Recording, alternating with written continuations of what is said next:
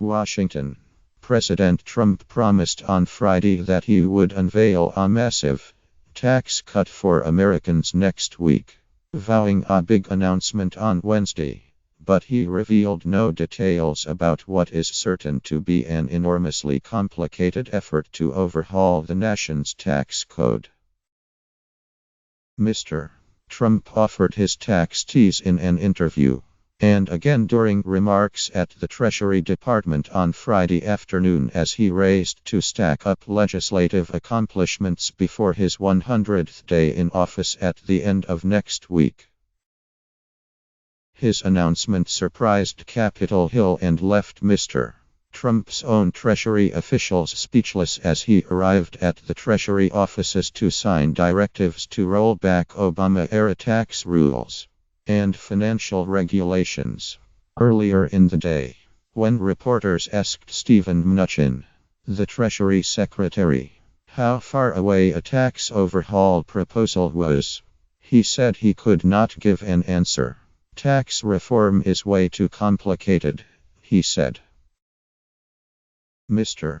Trump told the Associated Press in the interview that his tax reductions would be bigger, I believe, than any tax cut ever. But he faces an enormous fight among clashing vested interests as Congress tries to rewrite the tax code. Starting that fight next week is further complicated by Mr. Trump's hopes to revive the Republican health care plan that collapsed last month. And it would mean trying a tax overhaul as his White House faces the prospect of a government shutdown if lawmakers cannot agree on a funding bill by April 28. The details of Mr. Trump's tax plans remain the subject of intense speculation, with stock markets regularly gyrating when White House officials discuss the subject. Since taking office, the president has suggested that he wants to enact the deepest cuts to individual and corporate tax rates in history. But despite Mr. Trump's statement on Friday that his tax overhaul really formally begins on Wednesday, White House officials quickly cautioned against high expectations that Mr. Trump would provide the legislative text of a detailed tax plan next week. Instead, a senior administration official said the president would release only the parameters that Mr. Trump expected a tax plan to follow in the long congressional debate that would surely follow. Another official said the information released next week would be more like a broad outline. Wall Street, which tends to celebrate tax cuts, barely reacted. The Standard & Poor's 500 stock index was down 0.3% Friday. The administration has maintained that middle-income tax cuts, a simplification of personal income taxes, and making business taxes more competitive with other countries are the top priorities. Mr. Trump insisted that his plans were on track, and that his strategy to remake the economy would change history. This is really the beginning of a whole new way of life that this country hasn't seen in many, many years, Mr. Trump said as he sat at the desk of Mr. Mnuchin, near a portrait of Alexander Hamilton, the first Treasury Secretary.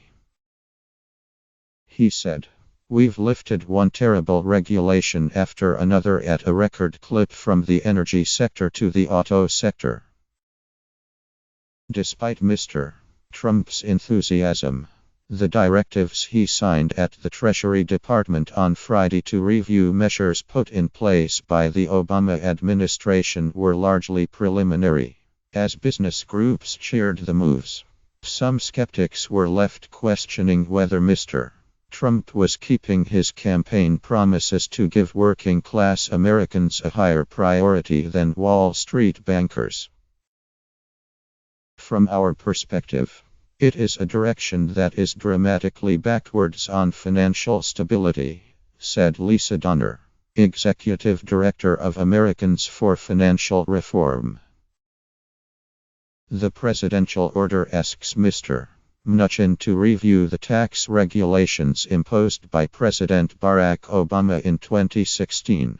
Those include efforts to clamp down on corporate inversions, in which American companies merge with foreign companies to take advantage of lower tax rates abroad. Viewed alone, undoing the rules would appear to be at odds with Mr. Trump's campaign pledge to reduce incentives for companies to move overseas to minimize taxes. Last year, Mr. Obama's Treasury Department, concerned about Pfizer's $152 billion bid to acquire Allergan, which makes Botox, issued rules to thwart the practice. Among those efforts were regulations to prevent moves like earnings stripping, in which an American subsidiary borrows from a parent company and uses the interest payments on the loans to offset its earnings. It was intended to make the financial relocations less attractive.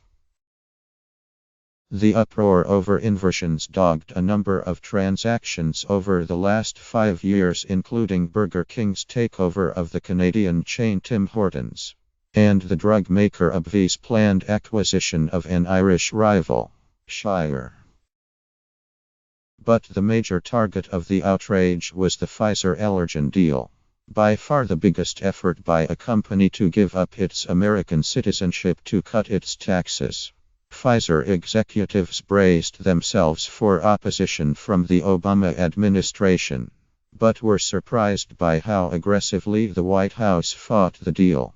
Within a few months, Pfizer and Allergan surrendered and ended their agreement. Robert Willans, an independent tax consultant, said reversing these rules would be a gift to Wall Street bankers and lawyers who have complained that they have hampered international deal-making. They'll be dancing in the streets and jumping for joy, Mr. Willans said. Memorandums with the executive order ask Mr. Mnuchin to review the Orderly Liquidation Authority, a tool created by the Dodd-Frank law of 2010 for unwinding financial institutions that are on the verge of collapse. Many banks have hoped that Congress will repeal the system. The administration is examining whether it encourages excessive risk-taking or exposes taxpayers to potential liabilities. The Treasury is also reviewing the Financial Stability Oversight Council, which designates financial institutions as systemically important, better known as too big to fail. It requires them to hold more capital in reserve in the event of financial emergencies. Both provisions, which were part of the Dodd-Frank law, are delayed by a 180-day review by the Treasury. Democrats warned that Mr. Trump was putting vulnerable middle-class Americans in danger, simply eliminating these regulations and putting nothing in their place leaves a hole in the tax system that sophisticated corporations will continue to take advantage of, to the detriment of the country, said David Comine, a New York University law professor who worked on the Obama administration's National Economic Council. Senator Sherrod Brown, Democrat of Ohio, assailed Mr. Trump for trying to undermine rules that were put in place to protect the economy. Any actions to undermine these protections encourage Wall Street's risky behavior and leave taxpayers and our economy exposed to another catastrophe, he said. Mr. Brown said that Mr. Trump appeared to be breaking a campaign promise by making it easier for companies to use inversions. We should be working to lower taxes for hardworking families and workers across Ohio, not helping multi-million-dollar corporations cheat the system to avoid paying their fair share, he said. Mr. Mnuchin insisted that would not be the case, and argued the tax overhaul legislation plan that they would propose will address the problem of companies moving overseas. Mr. Trump has shown an affinity for tariffs. He proposed a reciprocal tax this month that matches the import taxes other countries impose on American goods. It remains unclear if Mr. Trump is on board with the border adjustment tax that is central to the plan being promoted by Speaker Paul D. Ryan and House Republicans. The concept would allow Republicans to raise more than $1 trillion of revenue, making it possible for them to pass legislation without adding to the deficit. Mr. Trump has been cool to that plan in interviews, and recently his advisors have been making the case that a surging economy, rather than Mr. Ryan's border adjustment tax, will pay for deep rate cuts. The plan will pay for itself with growth, Mr.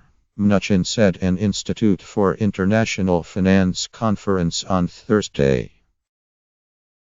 Mr. Trump's economic team had initially set an August deadline to get tax legislation passed, but that target was delayed to the end of the year after Republicans expended time on their failed health plan. After the Associated Press reported on Mr. Trump's accelerated timeline to put out their tax plan, Treasury officials who were awaiting Mr. Trump's visit to their office smiled broadly and chuckled nervously as they digested news on their smartphones. But during his visit, Mr. Trump expressed confidence that Mr. Mnuchin and his team were ready to move on a tax overhaul, a mammoth legislative undertaking that has not occurred since 1986.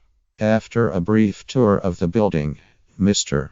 Trump praised his Treasury Secretary's financial acumen and said he was sure that Mr. Mnuchin would be among the best to do the job. "I think Hamilton is tough to beat, but maybe you can do that too," Mr. Trump said.